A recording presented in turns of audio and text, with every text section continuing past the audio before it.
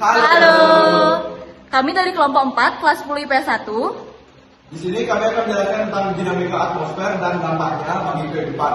Sebelum kita menjelaskan materi ini, izinkan kita memperkenalkan diri terlebih dahulu. Mulai dari saya, nama saya Badruni Krisnaditya, absen 14. Saya Made Galandana Valentino, absen 15. Perkenalkan nama saya Martin Adiwadana, nama absen 16. Perkenalkan, saya Nikada Aina Novita Anggreni, absen 26.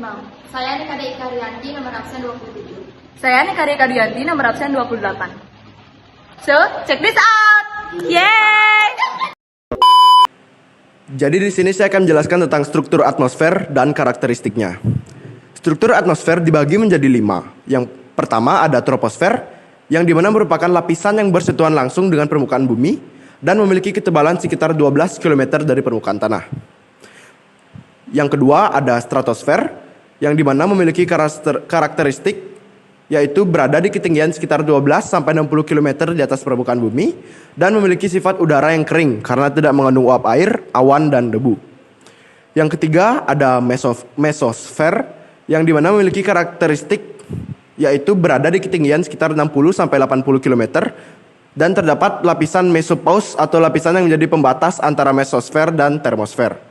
Yang keempat ada termosfer, yang dimana memiliki ciri-ciri yaitu terdapat di ketinggian sekitar 500-1000 km di atas permukaan bumi dan terdapat lapisan ionosfer dan gas yang bisa ditemukan adalah atom, oksigen, nitrogen, dan helium.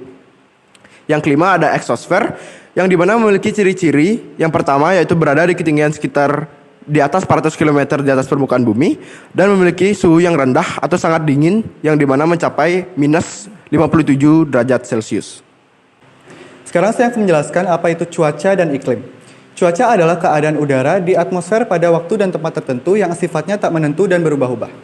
Iklim adalah susunan atau keadaan umum kondisi cuaca dari hari ke hari.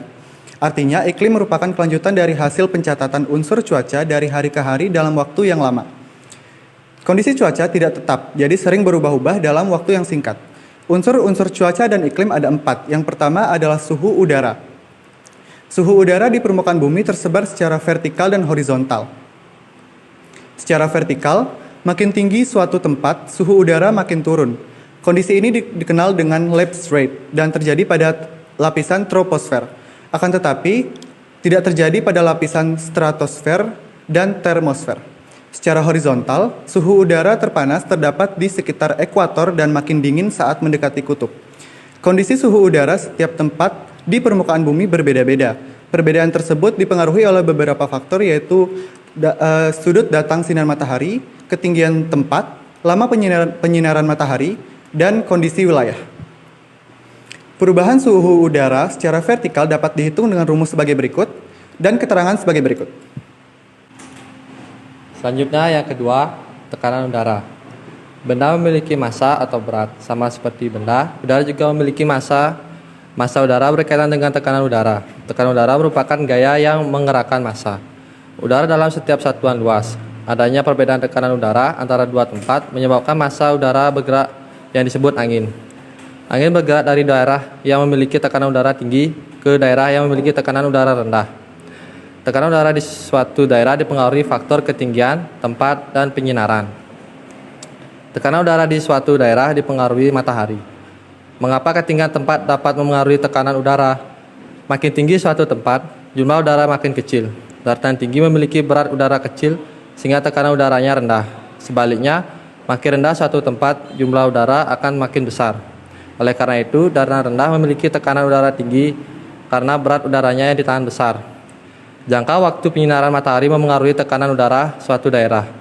Daerah yang menerima banyak sinar matahari, suhu udaranya akan cepat panas sehingga tekanan udara rendah. Daerah yang menerima sedikit sinar matahari, suhu udaranya akan dingin sehingga tekanan udaranya tinggi. Alat yang digunakan untuk mengukur tekanan udara disebut barometer. Selanjutnya yang ketiga, curah hujan.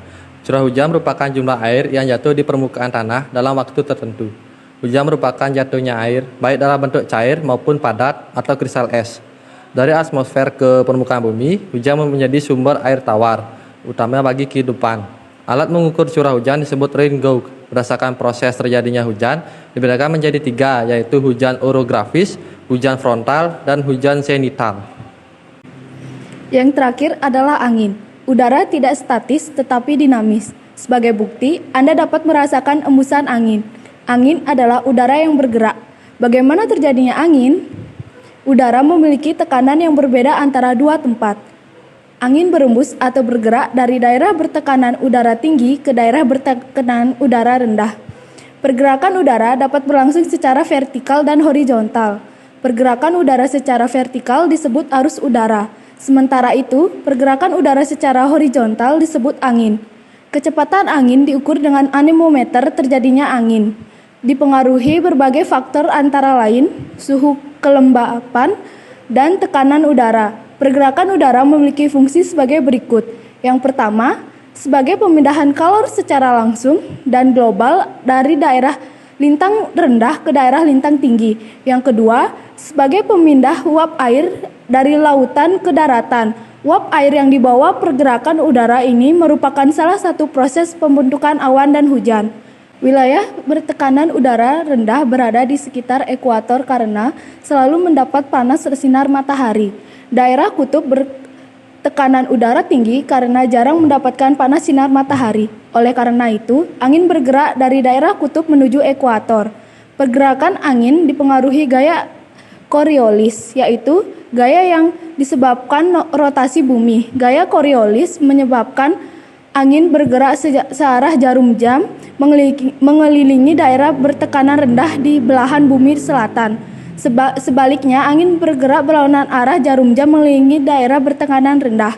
Hubungan angin dan tekanan udara dinyatakan dalam hukum Boyce-Ballot, yaitu angin bergerak dari daerah bertekanan udara tinggi ke daerah bertekanan udara rendah. Angin di belahan bumi utara akan berbelok ke kanan dan di belahan bumi selatan berbelok ke kiri. Pembiasaan arah angin tersebut disebabkan adanya rotasi bumi dari arah barat ke arah timur. Apa saja jenis angin bumi? Selain suhu udara, tekanan udara, curah hujan, dan angin, masih terdapat 3 unsur cuaca dan iklim lainnya. Ketiga unsur cuaca dan iklim tersebut adalah kelembapan udara, awan, dan penyinaran matahari. Yang kedua, klasifikasi iklim. Iklim di berbagai wilayah dipengaruhi unsur-unsur cuaca.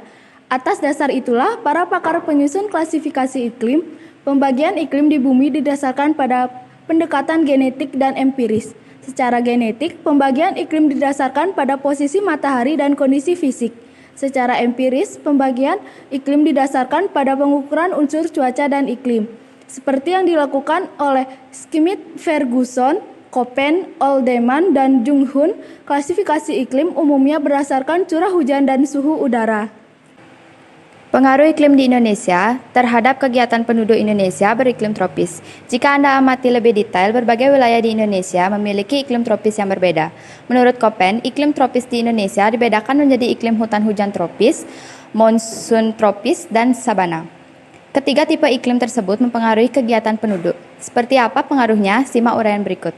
Yang pertama, kegiatan penduduk di wilayah beriklim hutan hujan tropis. Wilayah beriklim hutan hujan tropis sangat sesuai untuk kegiatan pertanian dan perkebunan. Suhu udara panas dan cuaca hujan tinggi sepanjang tahun sangat mendukung kegiatan tersebut. Selain itu, keberadaan hutan hujan tropis menjadikan wilayah ini sangat potensial untuk dikembangkan berbagai daerah wisata.